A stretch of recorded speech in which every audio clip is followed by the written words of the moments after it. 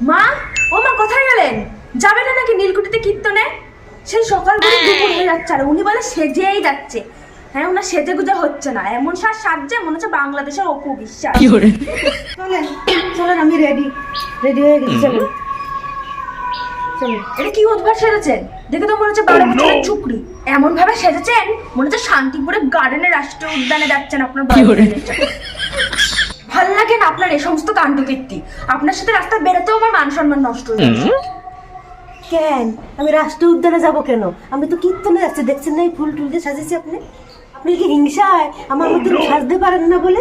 আপনি তো গাইয়া ভূত, আপনার সাথে আমারই কোনো জায়গায় নিয়ে যেতে, আপনার নিয়ে যেতে আমার রাস্তা দিয়ে আমি যাব। আমাকে কত লোক দেখবে, আমাকে এইভাবে দেখবে, এইভাবে দেখবে, কতভাবে দেখবে, আপনি জানেন? এইভাবে ঘুরে ঘুরে দেখবে মানুষ আমাকে।